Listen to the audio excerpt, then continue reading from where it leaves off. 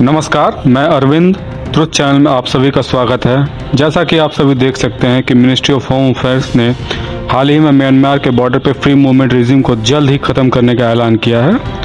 आइए जानते हैं इसके बारे में कि सरकार आखिर इसे बदलना क्यों चाहती है, इसके पीछे का इतिहास क्या है और क्या ये स्टेप सरकार ने पहली बार उठाया या सरकार इससे पहले भी कोशिश कर चुकी है। चलिए आइए इन सारे सवालों का जवाब इस वीडियो के माध्यम से जानते हैं।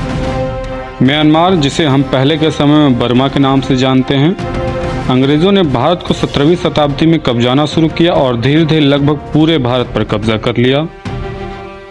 1820 से 1880 के समय के काल में अंग्रेज़ों ने बर्मा पर भी कब्जा कर लिया और यंदाबो के संधि के द्वारा 1826 में पहले एंग्लो बर्मीज वॉर का अंत हुआ और बर्मा ने मान्यता दे दी British control over Assam, Manipur, Rakhine and the Tanintharyi coast, जिसने आज के आधुनिक सीमा को दर्शाया।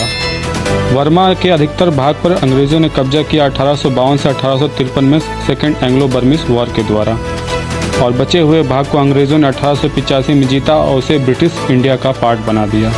इन घटनाओं के द्वारा इंडिया म्यांमार की सीमाएं निर्धारित हुई। जैसा कि हम जानते हैं कि भारत 1947 में आज़ाद हुआ और म्यांमार 1948 में, और 10 मार्च 1967 में बर्मा और भारत ने एक बाउंड्री ट्रीटी साइन की और अपनी सीमाओं को डिटेल में दर्शाया और फॉर्मल डिलिमिटेशन एंड डिमार्केशन किया।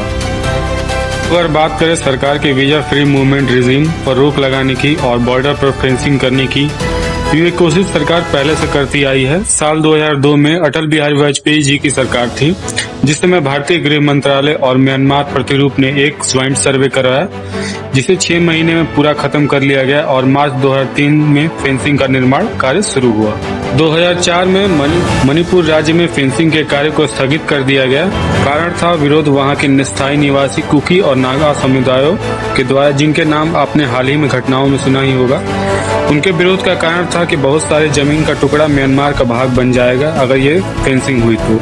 ये विरोध मुख्यतः मोरे, चोरो खुनाओ और मोलचन के क्षेत्रों में हुआ, जिनसे फोर्स किया गया होम मिनिस्ट्री को मैटर मणिपुर के हवाले करने के लिए। और ये फेंसिंग बहुत सारे एथनिक कम्युनिटीज को भी डिवाइड कर देगा, इंक्लूडिंग मिजो, नागाज, चिन्स एंड कुकीज, जिनके लैंड फैले हुए हैं इस रीजन के 2 स्टेट्स के बीच में। और ऐसा क्या नया है जो सरकार फेंसिंग के कार्य में सफल हो जाएगी? अगर हम 2002 की तुलना आज के समय से करें तो भारत आर्थिक रूप से और कनेक्टिविटी के लिहाज से बहुत विकसित है और मणिपुर में जो सरकार है वो सेंट्रल अलाइड गवर्नमेंट है और हमारी सेनाएं भी नॉर्थ ईस्ट के एरिया में ज्यादा सशक्त है। इन सारे पहलुओं को देखने के बाद इस बार प्रोजेक्ट के कंप्लीट होने के ज्यादा चांसेस लगते हैं। इस वीडियो को अंत तक देखने के लिए आप सभी का धन्यवाद। आप अपने राय कमेंट में जरूर शेयर करें।